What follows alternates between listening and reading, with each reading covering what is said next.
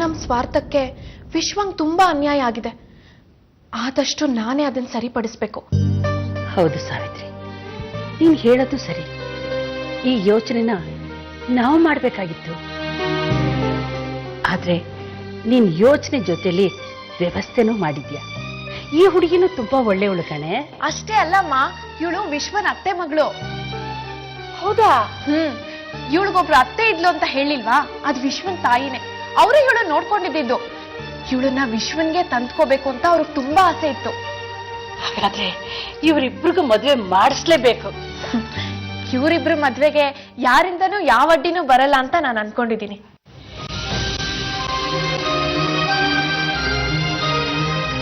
ಸಾವಿತ್ರಿ ನಿನ್ನ ಯಾಕೆ ಕರ್ಕೊಂಡ್ ಬಂದ್ಲು?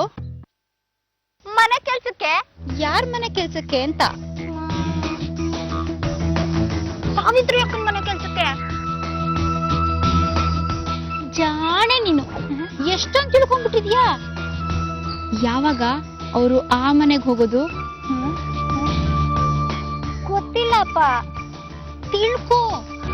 ತಿಳ್ಕೊಂಡು ನನ್ನ ಹತ್ರ ಬಂದ್ ಹೇಳು. ಹೇಳಿದ್ರೆ ಈ ಕಪ್ಪು ದಾರ ಕಟ್ಕೊಂಡಿರೋ ಕುತ್ತಿಗೆಗೆ ದೊಡ್ಡ ಚಿನ್ನದ ಹಾರ ಮಾಡಿ ಹಾಕ್ತೀನಿ. ಚಿನ್ನದಾರ? ಸರಿ, ಮತ್ತೆ ನಾನು ಈಗ್ಲೇ ಅಕ್ಕನ ಕೇಳ್ಕೊಂಡ್ ಬಂದ್ಬಿಡ್ತೀನಿ ಆಯ್ತಾ? ಅಪ್ಪ ಗೂಬೆ ಡೈರೆಕ್ಟ್ ಆಗಿ ಹೋಗ ಒಳ್ಳೆ ಕೇಳ್ತಾರೇನೆ. ಮತ್ತೆ ಹೇಳ್ಕೊಡಿ ಮನೆ ಹಾಳು ಕೆಲ್ಸ ಹೆಂಗ್ ಮಾಡೋದು ಅಂತ.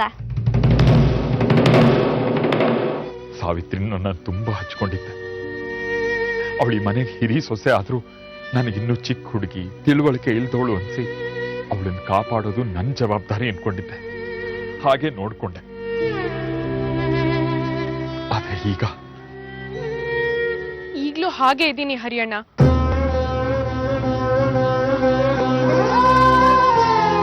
ಇಲ್ಲ ಸಾವಿತ್ರಿ, ನೀನ್ ತುಂಬಾ ಬದಲಾಗ್ಬಿಟ್ಟಿದ್ದೆ. ಕಲ್ಲಿನ ಮೇಲೆ ಅಷ್ಟು ಉಳಿ ಏಟ್ ಬಿದ್ದ ಮೇಲೂ ಅದಕ್ ಬೇರೆ ಆಕೃತಿ ಬರ್ದೇ ಇರುತ್ತಾ?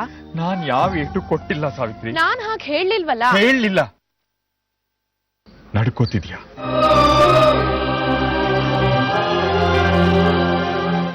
ಹೌದು. ಎಲ್ರ ಹತ್ರ ಹೇಗ್ ನಡ್ಕೋಬೇಕು ಅಂತ ಗೊತ್ತಾಗ್ಲಿಲ್ಲ. ಸ್ವಲ್ಪ ಕಾಲಾವಕಾಶ ಕೊಡಿ. ತೀರಾ ತಡವಾಗಿರುತ್ತೆ. ಮನಸ್ಸು ಮುರಿದ್ರೆ ತೇಪೆ ಹಾಕಿ ಯಾರಿಗೂ ಗೊತ್ತಾಗದ ಹಾಗಿದ್ದು ಬಿಡಬಹುದು. ಮನೇನೆ ಮುರಿದ್ರೆ ತೇಪೆ ಹಾಕೋಕ್ಕೂ ಆಗಲ್ಲ. ನೀನ್ ಆರಾಮಾಗಿ ಕೂತ್ಕೊಂಡಿರೋದು ನೋಡಕ್ಕೆ ಖುಷಿನೇ. ಆದ್ರೂ ಕೂತು ಕುರ್ಚಿ ತುಂಬ್ಕೊಂಡ್ಬಿಟ್ಟಿಯಾ? ಬೆಳಗ್ಗೆ ಎದ್ದು ನನ್ನ ಜೊತೆ ವಾಕ್ ಬಾ. ವಾಕಿಂಗ್ ಏನೋ, ನೀವ್ ಕರೆದ್ರೆ ವಿಧಾನಸೌಧಕ್ಕೆ ಬರ್ತೀನಿ. ಅಮ್ಮಮ್ಮ ತಾಯಿ, ದಯವಿಟ್ಟು ಹಾಗೆ ಮಾಡಬೇಡ. ನನ್ ಮಿನಿಸ್ಟರ್ಗಿರಿ ಕಿತ್ತು ನಿನಗೆ ಕೊಟ್ಬಿಟ್ಟಾರು. ಹೋಗ್ರಿ, ಅತಿ ಆಡ್ತೀರಾ. ಜೊತೆಲಿ ಬರ್ಬೇಡ ಅಂತ ನೇರವಾಗೇ ಹೇಳ್ಬೇಕಪ್ಪ.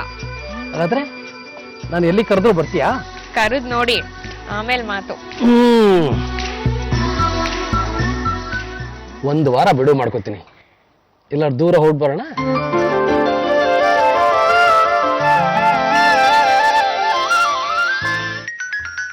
ಇವ್ರೆ ಹೊರಟಿರ್ಬೇಕು. ಹಲೋ ರೀ, ಹೊರಟಿದ್ದೀನಿ. ಗೇಟ್ ಹತ್ರ ಬಂದ್ಬಿಡ್ಲಾ?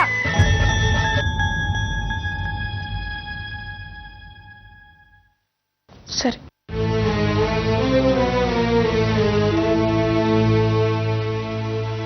ಏನಾಯ್ತೆ? ಸಿಎಂ ಇವ್ರನ್ನ ಅರ್ಜೆಂಟ್ ಆಗಿ ಮೀಟಿಂಗ್ ಕರೆದಿದ್ದಾರಂತೆ. ನಮ್ ಟ್ರಿಪ್ ಕ್ಯಾನ್ಸಲ್ ಅಂತೆ. ಹೋಗದೆ ಹೊರಟಿದ್ವಿ. ಬೇಜಾರಾಗಿರ್ಬೇಕಲ್ಲ. ಬಿಡಿ, ಆಯ್ತಲ್ಲ. ಈಗ ನೀವ್ ಮಧ್ಯಾಹ್ನದವರೆಗೂ ಫ್ರೀ ಇದ್ದೀರಲ್ವಾ? ಯಾಕೆ? ಮೀರಂಗೆ ಒಂದ್ 4 ಜೊತೆ ಬಟ್ಟೆ ತಗೋಬೇಕು. ನೀವು ಜೊತೆಲಿ ಬಂದ್ರೆ ಹೊರಗಡೆನೆ ಊಟ ಮಾಡ್ಕೊಂಡ್ ಬರ್ಬೋದು. ನಿಮ್ಗೆ ಅಭ್ಯಂತರ ಇಲ್ಲ ಅಂದ್ರೆ? ಹಂಗಸ್ತಾ ಇದೀಯಾ? 3 ದಿನ ಊಟಿಗಂತೂ ಕರ್ಕೊಂಡು ಹೋಗ್ಲಿಲ್ಲ. ಒಂದೊತ್ತು ಊಟ ಕೊಡ್ಸೋ ಯೋಗ್ಯತೆ ಇಲ್ಲ ಅಂತನಾ? ಹಾಗೆಲ್ಲ ಏನು ಇಲ್ಲ ರೀ. ಮೀರಂಗ್ ಬಟ್ಟೆ ತರಕ್ಕೆ ನಾನ್ ಯಾಕೆ ಬರ್ಬೇಕು ಅಂತೀರೇನೋ ಅಂತ. ಊಟಿಗೆ ಕರ್ಕೊಂಡು ಹೋಗಿದ್ದಕ್ಕೆ ಪನಿಷ್ಮೆಂಟ್ ಅಂತ ಬರ್ತೀನಿ. ನಾನ್ ಅನ್ಕೊಳ್ಳೋದು ಏನ್ ಗೊತ್ತಾ, ನಾವ್ ಅಲ್ಲಿಗೆ ಹೋಗಕ್ಕಾಗ್ಲಿಲ್ಲ ಅಂದ್ರೆ ಇಲ್ಲಿ ಅಲ್ಲಿಗಿಂತ ಮುಖ್ಯವಾದದ್ದೇನೋ ನಡೆಯೋದಿದೆ. ಅದಕ್ಕೆ ದೇವ್ರು ನಮ್ಮನ್ನ ಇಲ್ಲೇ ಇರಿಸ್ಕೊಂಡಿದ್ದಾನೆ ಅಂತ. ಓಹೋ, ಅನುಕೂಲಕ್ಕೆ ತಕ್ಕ ಶಾಸ್ತ್ರ ಅಂತನಾ? ಸಾವಿತ್ರಿ